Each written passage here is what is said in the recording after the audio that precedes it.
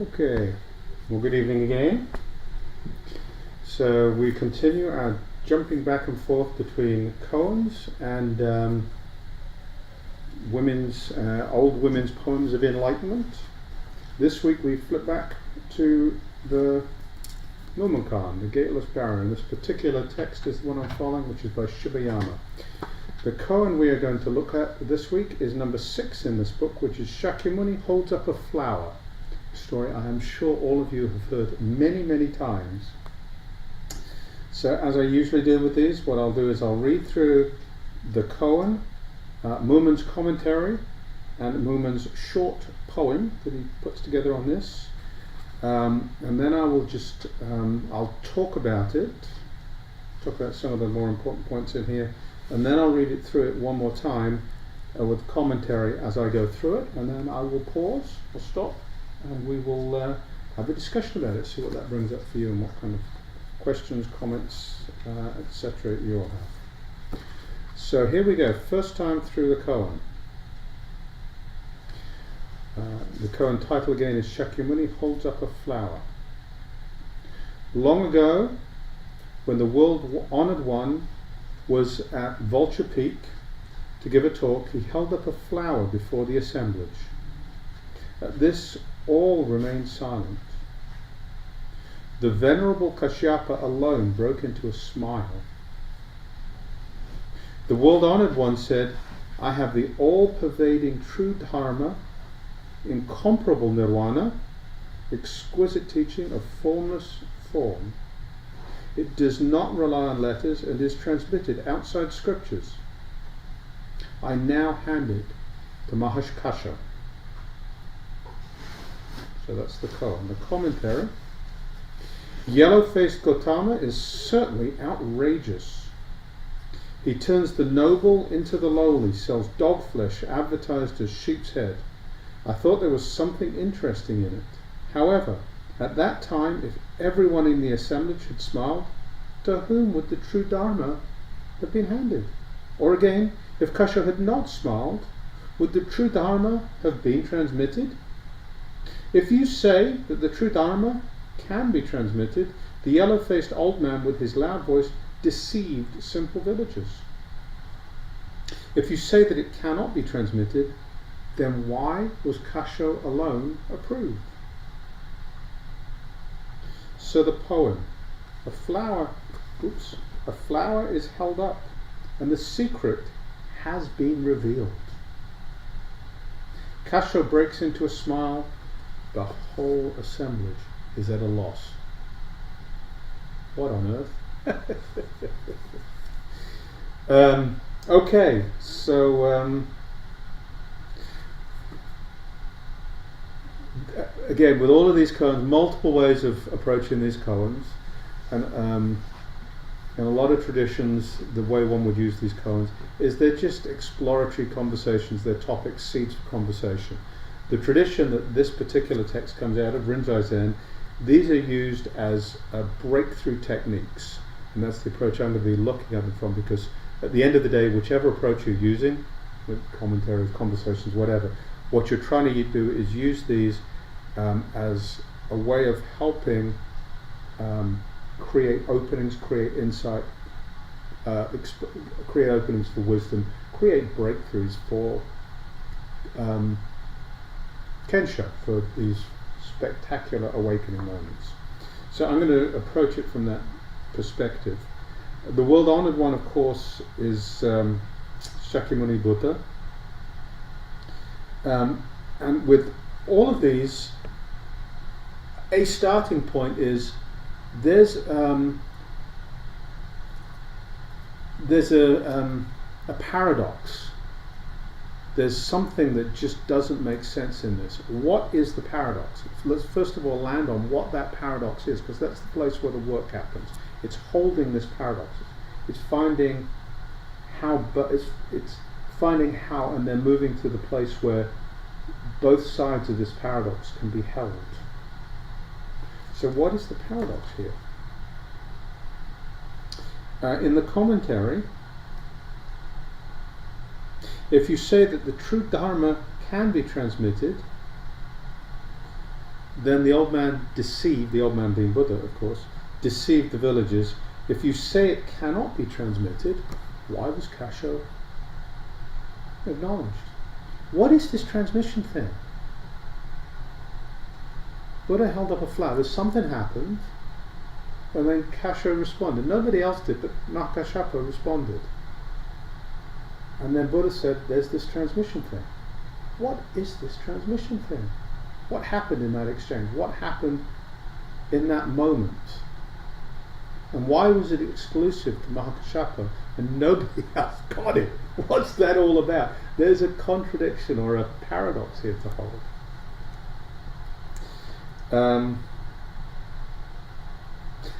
And where that takes us is to what is this smile? What is the smile? Kasho smiled, and that's what Buddha then acknowledged. What is that smile? So, transmission, first of all, let's just talk about transmission for a bit. And transmission is something, it's a big deal in the Zen tradition, this mind-to-mind transmission outside the scriptures, which is something that Bodhidharma, the red-bearded barbarian, as he's called in some of these koans, took from India, he took the Dharma from India to China, and he became famous in his teachings for this transmission outside the scriptures. What is this transmission? So what it has become, and we'll back up from what it's become, I of course have received transmission from Lisa, what it represents in that conversation, and most of the time today that we bump into transmission, it is the person who has teaching authority already, who has already transmitted, seeing in the person to whom they transmit, this person kind of gets it, this person I entrust with my teaching authority. This is something that is incredibly precious to me. The Dharma has changed my life and given my life real meaning, and I entrust this precious thing to me with this person. So this person, in this case Gareth, now has a profound responsibility to honour that and to go forth and propagate it. But that's what it means. It's like this recognition of some level of wisdom, some level of insight. It's, in that sense, it's really not that big a deal. I mean, it's really, really important, don't get me wrong, but it's not there's some magical, mysterious, mystical thing that's happening here. Go back before that, the land from which we received Zen in Japan, much of transmission in Japan, it's keeping it in the family. It's the family business. You have all these small temples scattered around. Then you have the abbot of the temple, who typically is married, has kids, and as the kids grow up, like the eldest son thing, and it really is the eldest son, it's historically very gender specific, the eldest son is invited to become the abbot, keep it in the family. It's just the family business. Sounds rather crass, and I've not been in that system, so I'm sure there's more to it than that, but there's an awful lot of that in there. You go back further before that, and the lineage records a lot of those are essentially tax records and administrative records held by the governments of Japan and China, because they wanted to keep tabs on all these people who were parading around as teachers. And they wanted to do it for two reasons. One, they just wanted to know what was going on, and many of you have heard me talk about Shakespeare in England, and I've spent a lot of time around Shakespeare and that culture, and I've realised that England in the 16th, 15th and 16th century and 17th century, it was a police state. It really was. I mean, it was just really quite oppressive. And the same was true in China and Japan. It's extraordinary how people power, just the density of the number of people you put on something and getting watchers to watch the watchers, you could really create this oversight in this police state. So there was that going on, and the tax record side, monasteries didn't pay taxes. They grew food and they contributed food, but there was that system as well. So transmission has all of this complexity and density going way back. What it means in the context of this, though, is something very different. It's very different. What is that very different thing? And I go through all of that history because I have to take us away from what we're familiar with to this very different thing that transmission represents. What is that thing that happened between Buddha and Mahakashyapa and didn't happen between Buddha and the other people in the assembly?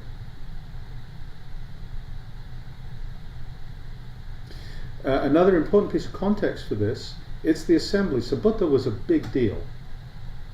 When he showed up, hundreds of people would show up to hear him talk. So we've got to assume that he's delivering this talk, and it became well known that he was delivering a talk, and a whole crowd of people showed up. So he's talking to this whole crowd of people, and there's this mysterious thing happens where they're expecting him to give a talk, and he holds up a flower. What on earth? What on earth?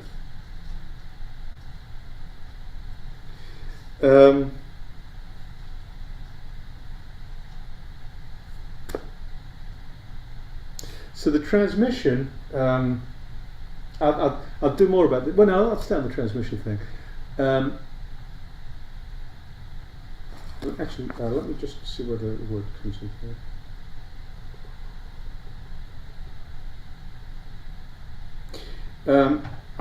Here we go. I have this, so this is what's transmitted. I have the all-pervading true dharma. The all-pervading true dharma. Incomparable nirvana, exquisite teaching of formless form.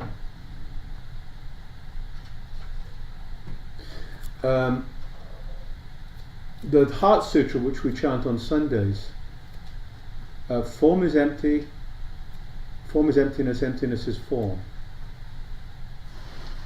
The Diamond Sutra, which we'll be discussing next month for quite a period of time, in the Diamond Sutra, this true form is not true form, therefore it is called true form. Zazen Wasan, which is a poem by Hakuin, in that, this form being no form, in going and coming, I never leave home. My thoughts being no thoughts, my dancing and song are the voice of the Dharma. So this thing that we call form is really formless, and the thing we call formless is really form. What is the difference between form and formlessness? This is the ambivalence of this transmission. It's that place. The incomparable nirvana is the deep knowing of that, and the all-pervading true dharma is the deep being of that, if you will. So it's just that being in the bones is the true dharma. The incomparable nirvana is the awakening to that, and the exquisite teaching is that form is empty, emptiness is form.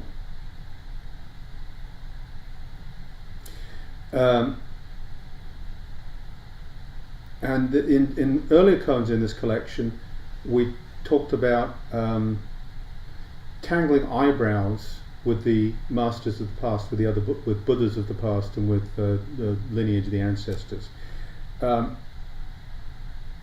This waking up is a complete opening of self into other.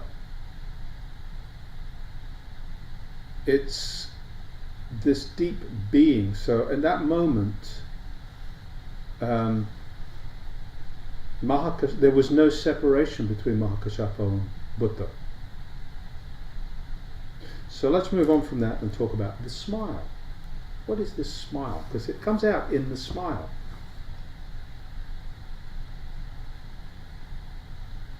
So there are lots of different smiles, and they all mean different things, and we see these every day.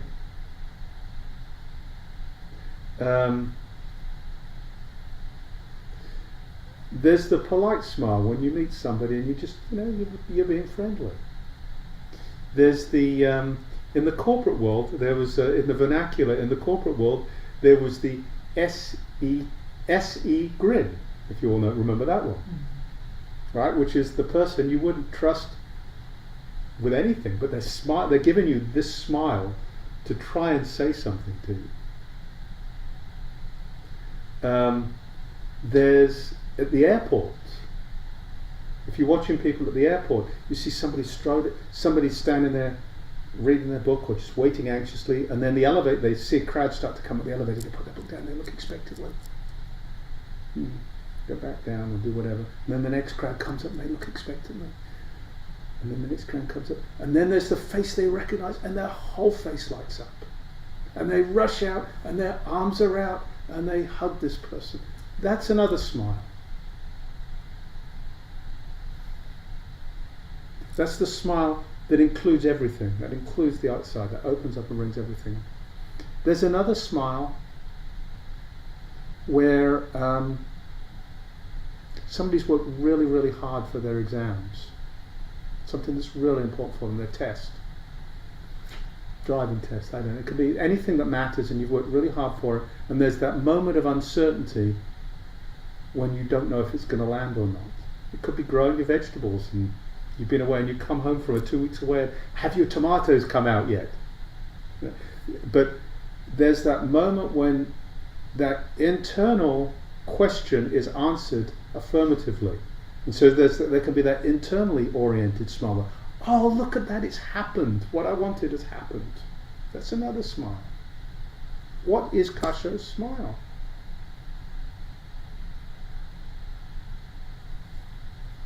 There is the smile, the Dalai Lama's smile, shall we say, which is there's nobody there. There's just pure compassion. And you know it when you see it. It's like, you just know it when you see it. When you see that smile, it's so welcoming to everybody and everything. There's no judgment. There's just love. There's just compassion.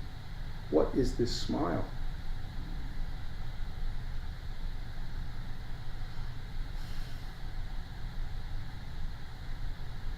So I'm confident that if you were to sit in a crowd and look at Buddha, that smile would be there. It's in the eyes, it's in the face. It's not just the lips, it's the whole energetic field of this person. That smile would be there. And Buddha held up the flower.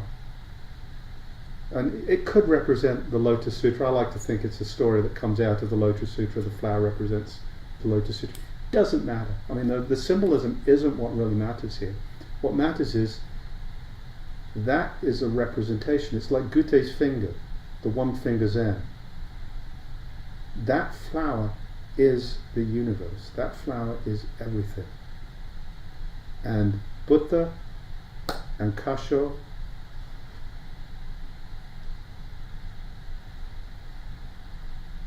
got it. It reminds me of the story of the Shambhala guy, Chogyam Trungpa, I believe this was. Chogyam Trungpa and somebody else. I don't think it was a Buddhist teacher, but it was another master of something. They were sitting down having a cup of tea, and as is often the case in these encounters, there wasn't anything being said. It was the energy of just the two people in the room. You don't need to say anything, you're just there together. And out of this silence, one of them looked out of the window and said, "They call that a tree." And they both just laughed. It's just this connection beyond words, connection beyond physicality. And it shows up, we can see it in the smile, but it's much deeper than the smile. So let's go through this again. Long ago, when the world honoured one was at Mount, actually what it says here is Mount Rakuta, which also means Eagle Mountain or Vulture Peak, as it's also translated. To give a talk, he held up a flower before the assemblage. So most of the time when you hear a Buddhist talk, somebody's doing what I'm doing. They're picking something and they're talking about it and they're passing it and they're discussing the teaching. But also in the Diamond Sutra, was anything taught? No, nothing was taught. And that's why we call it a teaching, because there is actually nothing to be taught. It's already all there. All the teachings they're pointing at something. There's nothing that can be taught. It's helping people open to reality.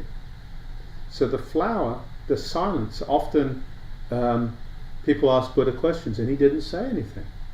And that is as profound a teaching as the sermon. So the flower, what is this teaching? What is this teaching that is no teaching?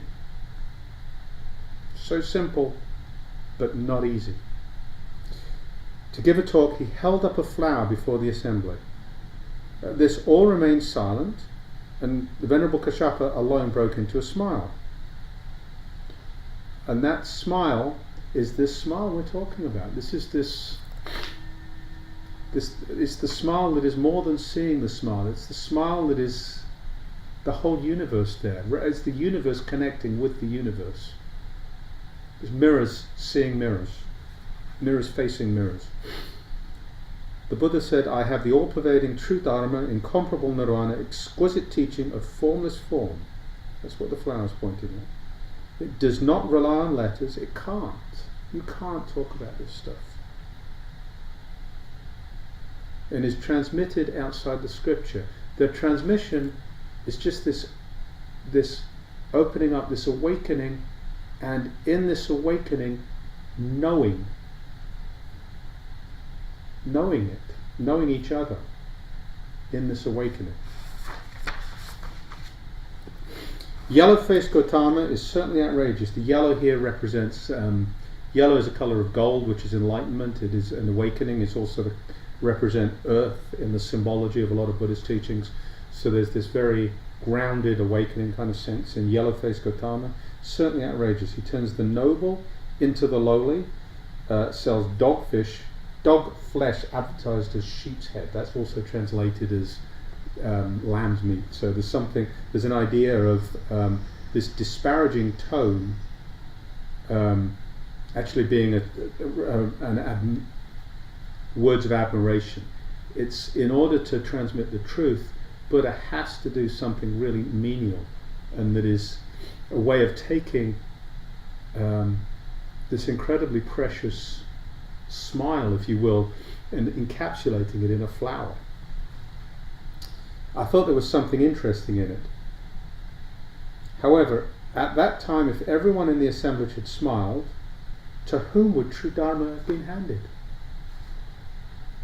Excuse me, I've got to sneeze. Excuse me, folks. If everyone had smiled, to whom would the dharma have been handed? There's nobody to whom it can be handed. It's the true reality here. And yet they're real people. Shunryo Suzuki, there are no enlightened beings. There is only enlightened activity. That's what this kind of wording is pointing at. It's kind of what's happening here. There's no enlightened being. There's only enlightened activity. And yet we're acknowledging enlightenment. Or if Kashyapa had not smiled, would the Dharma have been transmitted? Well, another hackneyed Zen saying, you're already enlightened, you just don't know it. So there's nothing really to be transmitted. There's just recognition of what's already true. And yet, there is something happening here. So this is the paradox that we have to hold. If you say that the true Dharma can be transmitted, the yellow-faced old man with his loud voice, which of course is Buddha, deceived simple villagers. Because he told them he'd done something. If you say it cannot be transmitted, then why was Kashyapa alone approved? Because if it cannot be transmitted, everybody's already got it. A flower is held up, and the secret has been revealed. There's an idea here that there's a secret teaching. It's not really secret at all.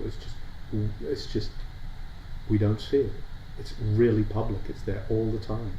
A flower, and just holding up a flower can reveal it. A flower is held up, and the secret has been revealed.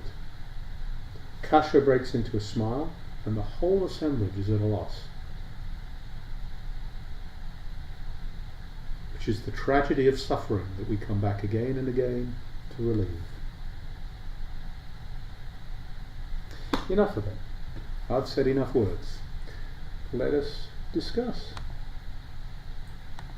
What does that bring up for folks? Questions, comments, observations, thoughts, insights, wisdom, whatever.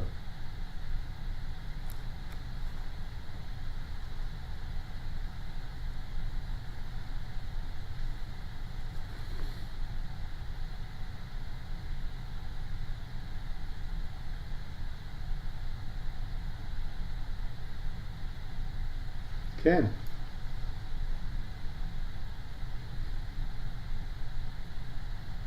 Well, to kick off the discussion, yes, I've often thought about this Japanese thing. You said the mind, the Zen, the mind to mind transmission, as though there is something here that's going there. Yeah. It's it's both realizing non-duality, and it's not two separate minds coming together. It's two minds realizing that it is only one mind, Yes. non-duality in the first place. But when we start talking about it, in dualistic language, we say it's mind to mind transmission, which just throws a curveball into the whole conversation. Yeah. And it's just difficult to talk about. And then we have a habit of making it really cute by doing things like it's mind, sort of big mind to mind transmission, and you play all sorts of cute things. It's little m to big M, and which is intended to help, but runs the risk, as you're pointing out, Ken, of just making it more confusing. I've often wondered if the Buddha, instead of holding up a flower, if he had held up a stick with doggy doo-doo on it, would it have had the same effect? And you may be intentionally doing it, but you're pointing at a koan, which I think was Human, in the Blue Cliff Record, where the question was something like, "What is Buddha nature?" And it was, I won't use the translation that is used, but it's the stick that people used to use to wipe their backside. Yeah. Because they used to have these sticks in the latrine to wipe their backsides with, and it's that.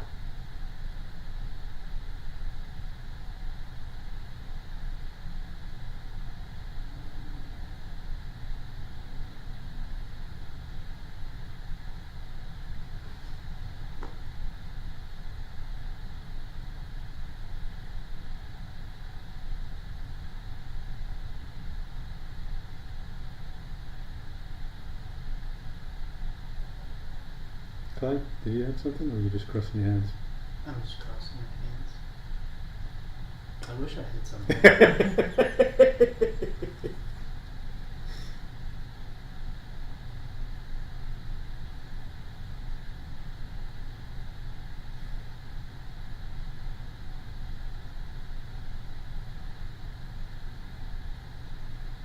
Katie? Well, this may just be totally off base, but I don't know. I'm just struck that it's relational. Expand. It's relational.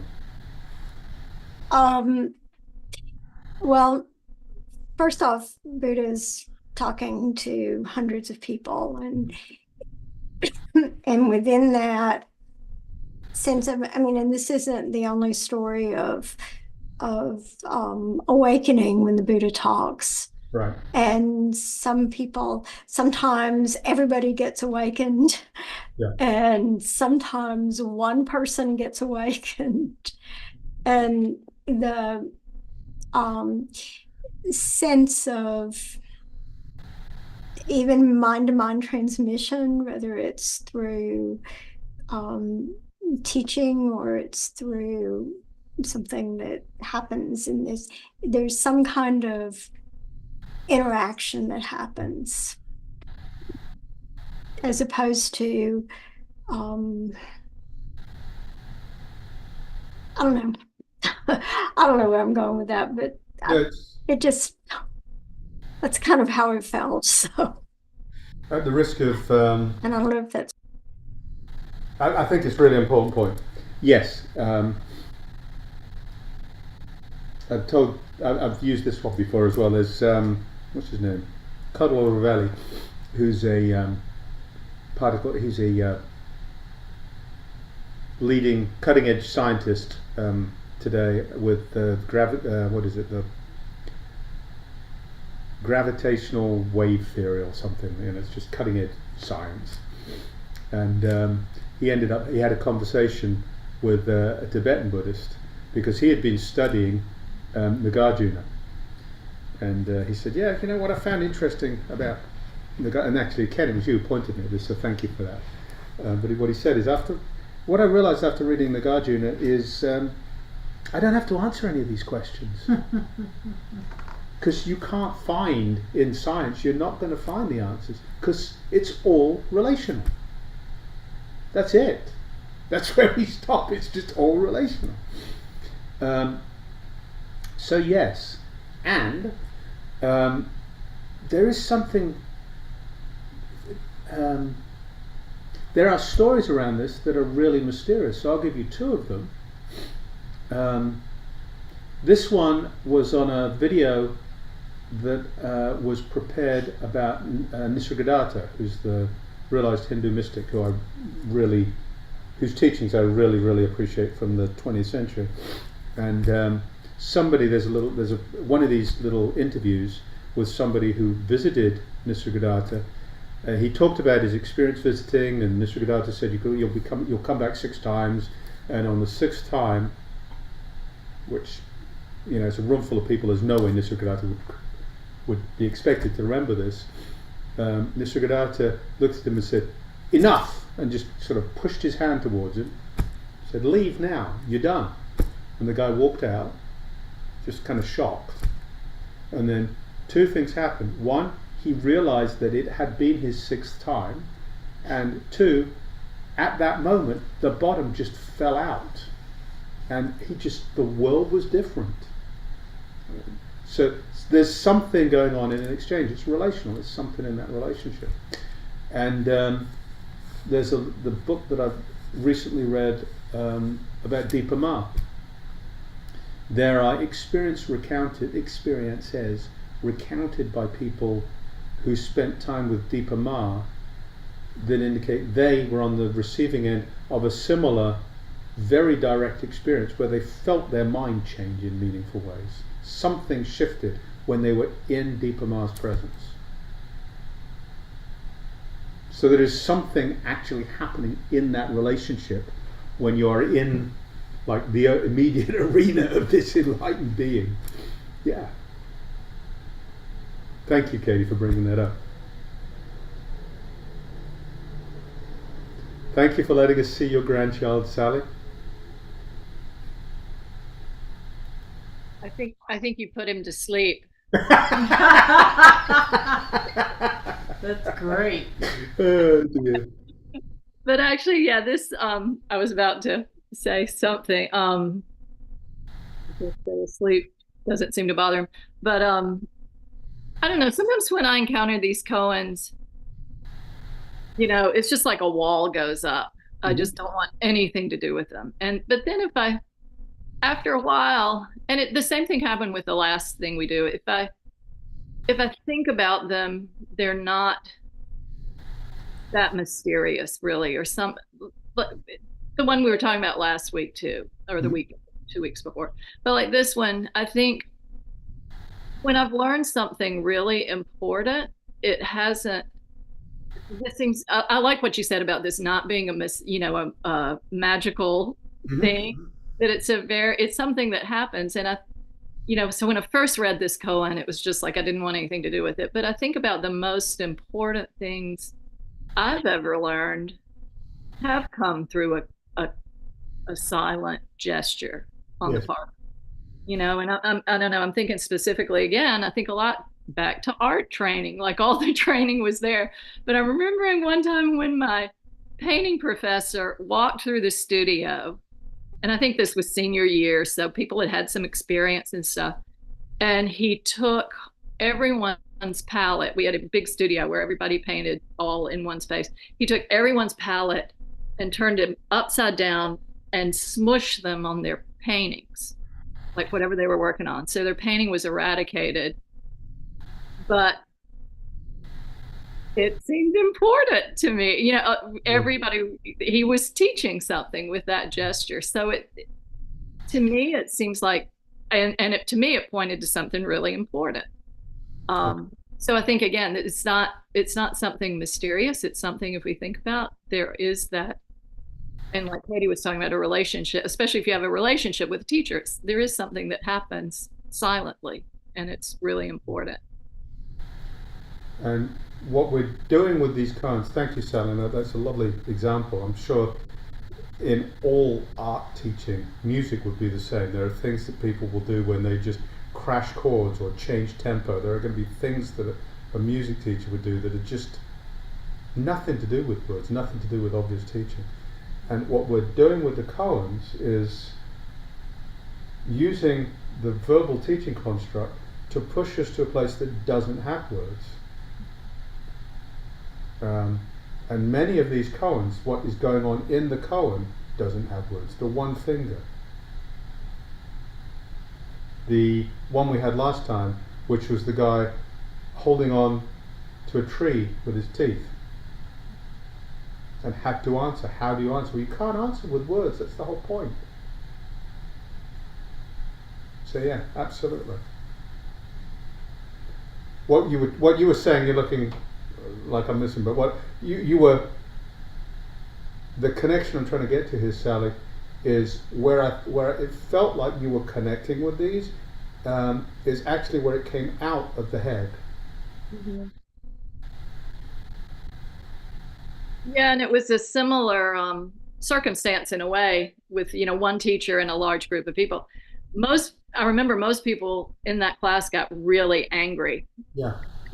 Walked out. They were furious that their beautiful, supposedly perfect work had been smushed by this arrogant teacher. But a couple of people, it really changed.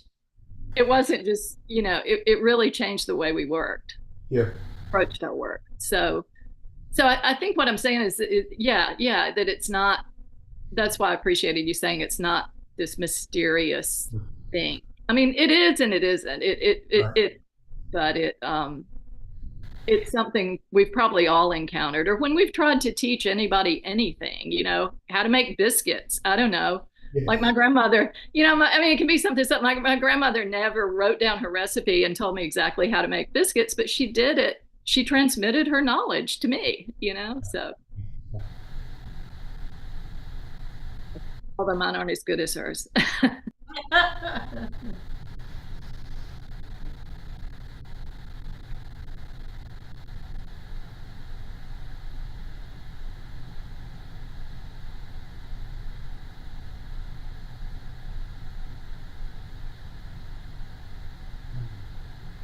Katie? And I think that kind of goes back to talking about kind of ways of knowing, and that there's I certainly have been reinforced with logic and, how do things fit together, and how does what I'm learning here match with something else I already know. And I've really been trying to work on not doing that and letting other kinds of ways of knowing come through. Right. And that is difficult because, and one of the things I hear in this story is, I would be sitting in the audience going, oh, what does he mean by the flower? Right. And instead of just enjoying, kind of taking in the flower. Yeah. There are, I think one of these did come up when we were talking about the hanging from the tree by the teeth. There are stories of people around this time who were experts on the Diamond Sutra and used to go around lecturing on the Diamond Sutra. And there are two different stories I can think of, but in each case the person who was just this expert who had a rucksack full of scrolls and teachings about the Diamond Sutra encountered somebody who was, by most people's standards, not particularly knowledgeable. And she just flummoxed it. And he said, oh God. So he burned all his scrolls. So recognizing, after all of this work, finally realizing you're not going to get it up here. It's a different kind of knowing. Katie. He encounters an old woman, so somebody who I can totally relate to. An old woman, and the story is, she says that which mind. It's a really cute story because the breakfast is the word in Chinese, the vernacular is refreshing the mind. So he asks her for breakfast, and she says, which mind would you like to refresh? Because you can't hold the past, the present, or the future mind, and that's in the Diamond Sutra.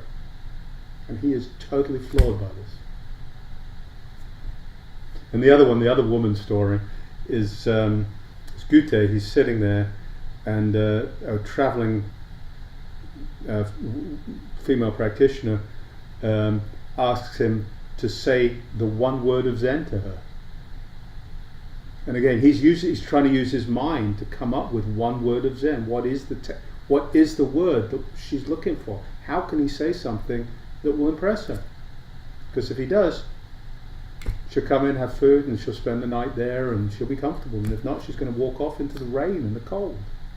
And he can't do it because he's relying on this. So again, the woman bested him.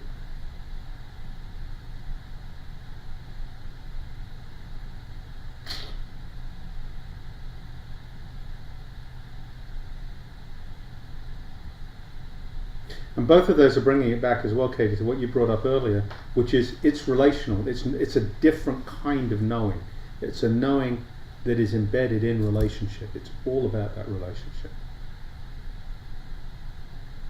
And then we have to figure out what that means and move into that, right? But that's what it's pointing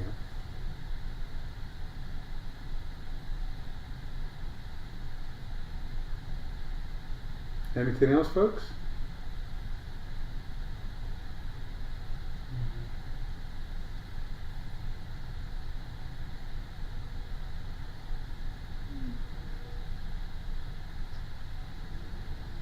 You're not sure. Do you have something? Clay? Kinda. Go. Most of my job is teaching. Mm-hmm. And it's teaching people how to touch each other. Yeah. Which is a weird thing to do in the West. Yes. And it depends on the individual, but usually when I get somebody fresh out of school, they know the techniques. They know the strokes, right?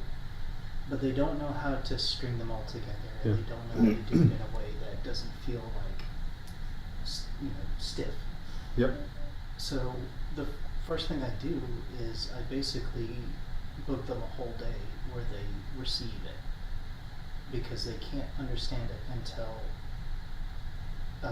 they experience it. Yeah. I guess. Yeah. It's just I can't sit down and explain to you how it works. Yeah. That's beautiful. Thank you.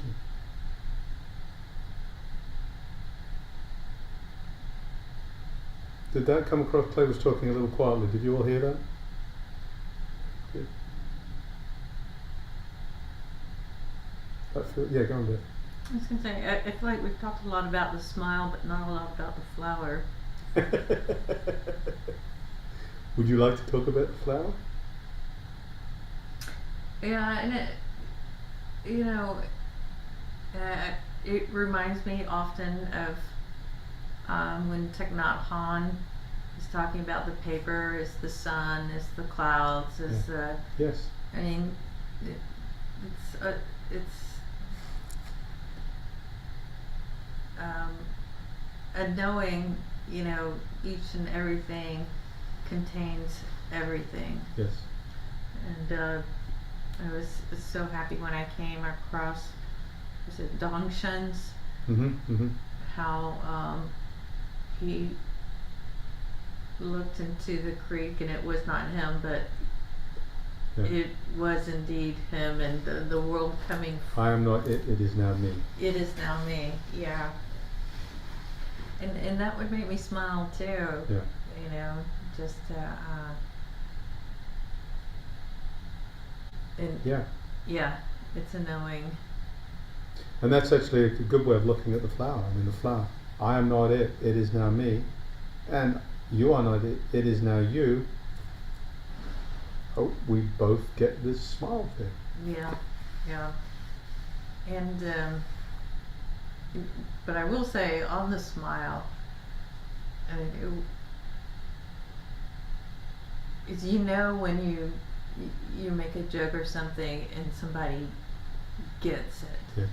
And it's, you know, who knows how you know, they smile and you know that they really get it, as opposed to other people who pretend like they get it but they don't get it.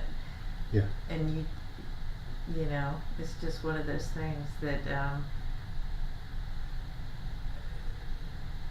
Yeah, that there's a transmission there. There really is. there really is. And it's nothing is transmitted, and Mhm. yet there's just this connection, this Right. relationship that happens around it. Thank you. That's really a lovely one.